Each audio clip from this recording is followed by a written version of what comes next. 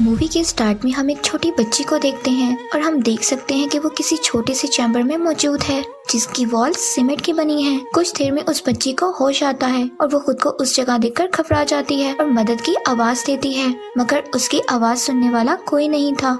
इतने में उस चैम्बर में सीमेंट भरने लगता है और वो बच्ची बहुत रोती है, बहुत चिल्लाती है, मगर उसकी आवाज सुनने वाला कोई नहीं था। थोड़ी ही देर में चैम्बर पूरी तरह सीमेंट से भर जाता है और बच्ची वहीं पर दफन हो जाती है। इसके बाद सीन 15 साल बाद दिखाया गया है। हम मूवी में मेन कैरेक्टर सैम को देखते हैं। सैम काफी इंटेलिजेंट और ब्राइट स्टूडेंट है। रिसेंटली इसने ग्रेजुएशन कंप्लीट किया। सैम काफी अमीर घराने से है और उसके डैड बड़ी कंपनी के मालिक हैं। उसके डैड उसे अपनी कंपनी में जॉब की ऑफर करते हैं। सैम को एक पुरानी बिल्डिंग का प्रोजेक्ट देते हैं उस बिल्डिंग को गिराने का। अगर उसमें सक्सेसफुल हो गई तो इसके डैड उसे अपनी कंपनी में पार्टनरशिप देंगे। सैम इस बात से काफी खुश हो जाती है क्योंकि ये उसका ड्रीम भी था। अब अगले दिन वो साइट पर पहुंच जाती है। सैम एक इंजीनियर भी है और उसे ये बिल्डिंग देखकर सब कुछ प्लान करना था, इसीलिए वो बाकी वर्कर से पहले ही एग्जामिन करने साइट पर आ जाती है। ये बिल्डिंग हालांकि काफी पुरानी हो चुकी है, मगर इसका आर्किटेक्चर देखकर वो हैरान होती है क्योंकि बिल्डिंग काफी खूबसूरत थी और ये सोचती है इसे काफी महारत लगी होगी इसे बनाने में। असल में ये बिल्डिंग जोसेफ नाम के किसी आदमी ने बनाई थी। सैम सोचती है कि जोसेफ जरूर ही कोई जीनियस होगा, वरना ऐसी जगह पर ऐसे बिल्डिंग बनाना नामुमकिन है क्योंकि ये एरिया इतना डेवलप नहीं है और यहाँ पर तो फोन का नेटवर्क भी नहीं आते। सैम जब अंदर आती है तो इसकी मुलाकात होती है एक औरत और उसके बेटे जिमी से, जो इस बिल्डिंग के केयर टेकर है और इसका बेटा जिमी है। वो केयर टेकर सैम को उसका रूम बताती है और जिमी सैम को उसका रूम दिखाने चला जाता है। यहाँ केयर टेकर सैम को कुछ बिल्डिंग की वैल्यूज और रूल्स बताती है। उसे कुछ भी करके 8 फ्लोर पर नहीं जाना, वो जोसेफ आर्किटेक्चर का रूम है, और सेकंड उसे कभी टेरेस पर नहीं जाना। सैम पहले ही इस बिल्डिंग के काफी इम्प्रेस हो गई थी, मगर यहाँ उसे काफी अजीब भी लगता था। जैसे जब वो कॉरिडोर से गुजरती है तो उसको बहुत ही अजीबोगरीब आवाजें सुनाई देती हैं। सैम शुरू में इस बात को इग्नोर करती है, लेकिन बाद में उसे शॉवर लेते वक्त एक बच्ची की आवाज सुनाई देती है।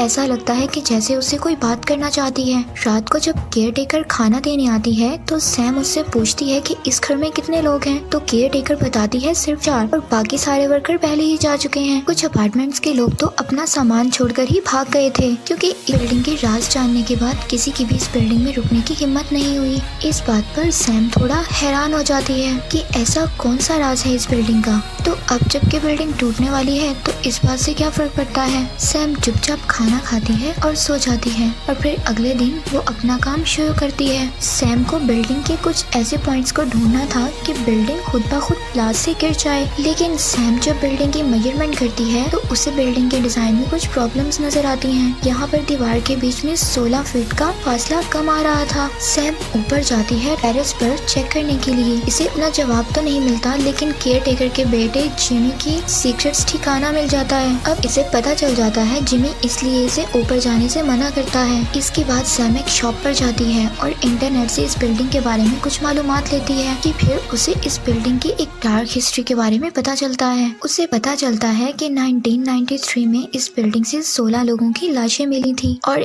इसमें से एक इस बिल्डिंग का मालिक जोसेफ भी था और इसका मानना था कि इन सब के पीछे एक फैक्ट्री वर्कर का हाथ है। उसका बैकग्राउंड क्रिमिनल था, लेकिन वो वर्कर पुलिस को अब तक नहीं मिला। ऐसे ही ये केस भी कभी सॉल्व नहीं हुआ। ये सब पता लगने के बाद सैम काफी शॉक्ड हो जाती है और अब उसे उस केयर टेकर की बातें भी समझ आ जाती हैं कि वो अब अपने घर जाने लगती है। रास्ते में उसे जिमी मिलता है, वो डॉग के साथ खड़ा होता है। सैम जिमी से पूछती है कि उसने झूठ क्यों बोला कि जोसेफ जिंदा है और छत पर भी जाने से मना किया। इसके बाद जिमी सैम को उस रात छत पर जाने का प्रॉमिस करता है, बट रात को अपनी मॉम के सो जाने के बाद। असल में वो केयर टेकर अपने बेटे जिमी को सैम से दूर रहने का कहती है और वो नहीं चाहती कि जिमी सैम से मिले, मगर जिमी को सैम अच्छी लगती है। दूसरी तरफ जब सैम बिल्डिंग पर मार्किंग कर रही होती है तभी अचानक एक आदमी उसकी तरफ आता है। ये आदमी भी इसी बिल्डिंग में रहता है क्योंकि इसके पास कोई और जगह नहीं है। ये बिल्डिंग का सेकंड एंड था। अब सैम के आने के बाद उसे पता चल जाता है कि अब उसे जाना है, इसलिए वो काफी अपसेट होता है। इसके बाद सैम जाती है उस बिल्डिंग के थर्ड और लास्ट एंड के पास। उसे वहाँ पर बहुत सी बुक्स दिखाई देती हैं जो कि सारी जोसेफ की थी, आर्किटेक्चर से रिलेटेड थी। सैम को उनमें से एक बुक मिलती है, प्रिमिटिव बिलीफ इन आर्किटेक्चर। वो बुक काफी इंटरेस्टिंग लग रही होती है, इसलिए सैम उस बुक को अपने पास रख लेती है।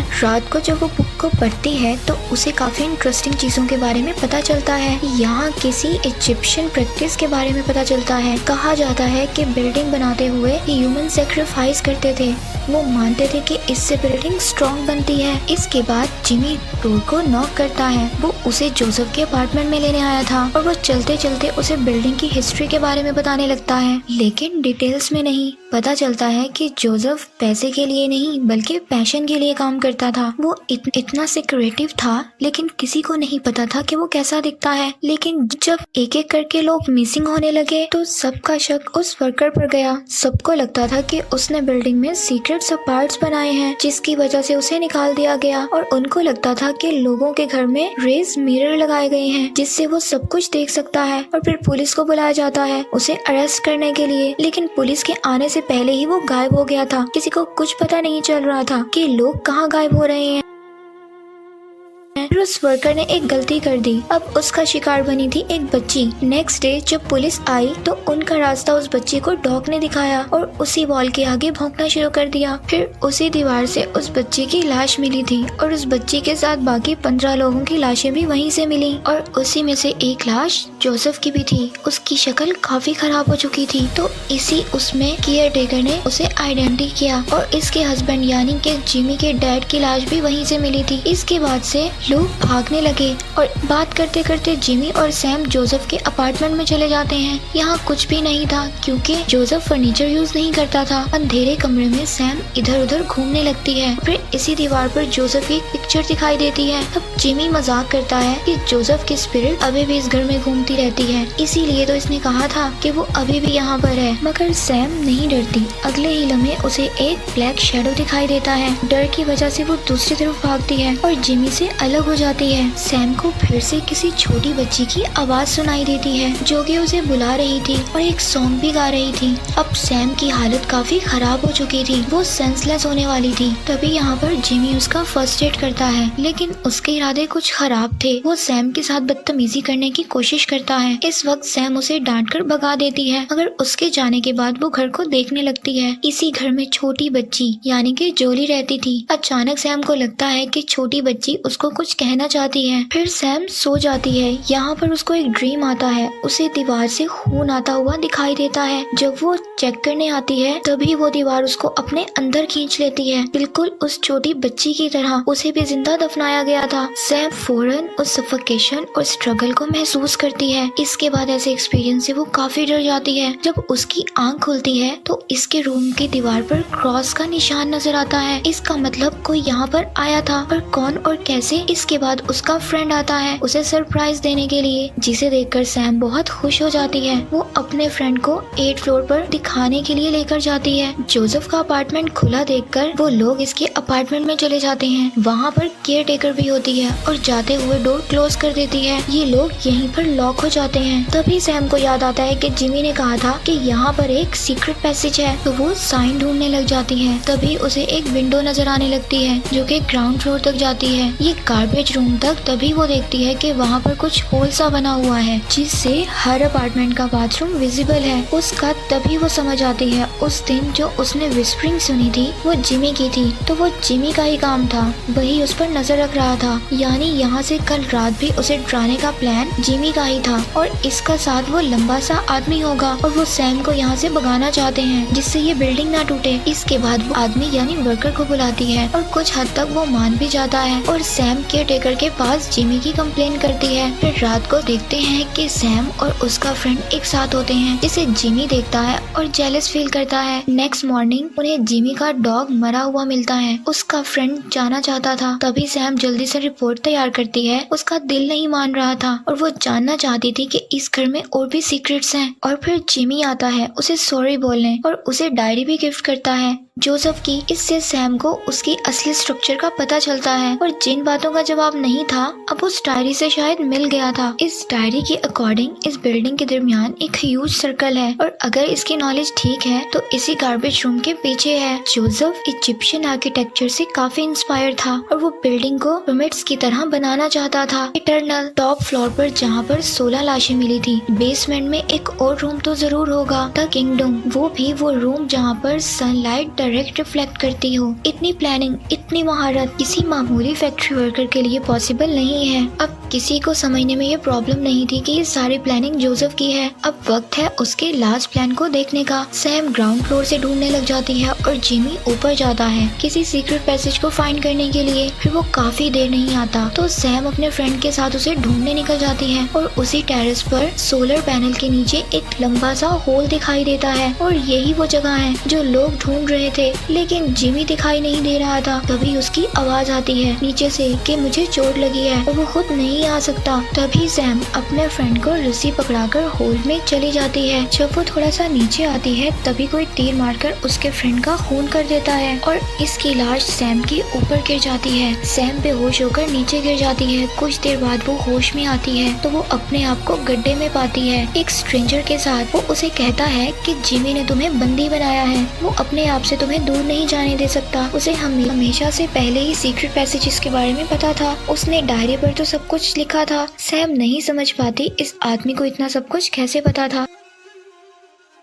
तभी वो आदमी अपनी आइडेंटिटी कराता है। ये वो आदमी है जोसेफ, यानी कि इस बिल्डिंग का मालिक। इन्होंने ही 16 लोगों को सैक्रिफाइस किया है, इस बिल्डिंग को अनब्रेकेबल बनाया है, यानी कि इटर्नल बनाया है, किसी को पता ना चले सिवाय उस केयर टेकर के। इसलिए उसने अपने हस्बैंड का बदला लेने के लिए जोसेफ को अपने घर में ही कैद कर लिया, एक ऐसी जगह जहाँ पर उसका निकलना इम्पॉसिबल है। शायद इसीलिए वो किसी को टेरेस पर आने नहीं देती थी। पुलिस के सामने इसने अपने हस्बैंड की लाश को जोसेफ का नाम दे दिया और खुद अपने तरीके से जोसेफ को सजा देने लगी थी। उसे लगा था कि जैसे इस बिल्डिंग को डिस्ट्रॉय किया जाएगा तो जोसेफ का राज भी खत्म हो जाएगा, मगर बीच में जिमी ने गड़बड़ कर दी। ये सब सुनने के बाद सैम को कुछ समझ नहीं आ रहा था। फाइनली सैम एक प्लान बनाती है। उसे पता चलता है कि उसके पीछे गार्बेज रूम है जिसे तोड़ा जा सकता है। वो जिमी को उसके अगेंस्ट यूज करती है। तभी वो जिमी को कहती है कि उसके पाँव में इंजरी हुई है, उसे मेडिसिन की जरूरत है जो कि उसके रूम में नहीं है। जिमी उसे वो मेडिसिन ला कर देता है। सेम उससे एक ब्लास्ट करती है। उस छोटे से धमाके से दीवार तो नहीं टूटती, लेकिन केयर टेकर को उसे अपने बेटे जिमी के प्लान के बारे में पता चल जाता है। वो उसे बहुत डांटती है, लेकिन सैम को उसे बाहर निकालने से मना कर देती है क्योंकि जोसेफ के बारे में सैम को सब कुछ पता चल गया था जो कि इन्होंने 15 सालों से छुपा कर रखा था। इसीलिए अब उसे जोसेफ के साथ ही मरना होगा। जिमी सैम की बनाई हुई रिपोर्ट उसके ऑफिस भेज देता है और उसकी कार को लेक में फेंक देता है ताकि कोई उसे ट्रेस ना कर सके। दूसरी तरफ सैम काफी डर चुकी थी। वो जिमी से रिक्वेस्ट करती है कि उसे बचा ले, लेकिन जिमी अपनी माँ के अगेंस्ट नहीं जाना चाहता। वो जोसेफ से हेल्प मांगती है मगर वो किसी और काम में ही बिजी था। सैम ये देखना चाहती है कि कहीं ये इसे तो नहीं मारना चाहता, लेकिन जोसेफ कहता है कि ये उसकी कब्र है और वो बिल्डिंग में अपने आप को सेक्रीफाइस करना चाहता है। इसके बाद इसकी बिल्डिंग इटर्नल बन जाएगी। वो उसे मारने का काम सैम को ही करना होगा। वो उसे गुस्सा दिलाता है और आखिरकार सैम उसको मार देती है। इसके बाद जोसेफ एक बटन प्रेस करता है जिससे इसकी कब्र में सीमेंट फिल होने लगता है। उसने पहले ही सब कुछ प्लान किया होता है। इधर सैम के डैड अपने लोगों को लेकर आ गए थे। सैम को बताए हुए पार्ट्स पर बॉम्ब लगाए जाते हैं। सारी प्रिपरेशन हो जाती है और फाइनली बिल्डिंग को गिराने का काम कंप्लीट हो जाता है। वो सब लोगों को बाहर निकाल लेते हैं। जिमी कश्मकश में था कि वो ऐसे कैसे सैम को मरने दे सकता है। अचानक से ही बिल्डिंग में जाता है और वहाँ पर सीधा टेरेस पर चला जाता है। सैम नीचे गड्ढे में बेहोश पड़ी होती है। उसके मुंह से सैम का नाम सुनकर सभी उसके पीछे जाते हैं क्योंकि केयर टेकर ने उन्हें कहा था कि सैम जा चुकी है और उन्होंने यकीन भी किया था। इसके बाद सैम को रेस्क्यू कर लिया जाता है। तब तक जिमी अब समझ जाता है कि वो फंस चुका है। उसे जेल नहीं जाना था, इसीलिए वो उसी गड्ढे में कूदकर सुसाइड कर लेता है। इसके बाद उसकी माँ को अरेस्ट किया जाता है और सैम को हॉस्पिटलाइज किया जाता है और यहाँ पर बिल्डिंग की डिमोलिंग को पोस्टपोन कर दिया जाता है। और जब तक इस बिल्डिंग को तब तक नहीं गिराया जाएगा जब तक जोसेफ के बारे में कुछ पता न चल जाए, क्योंकि ये बिल्डिंग उसी का मास्टरपीस है। उसी की बिल्डिंग आज तक नहीं गिरी। कुछ तो बात है इस बिल्डिंग में कि उसने बिल्डिंग बनाते हुए ऐसा क्या किया, और यहीं पर ये मूवी एंड हो जाती है।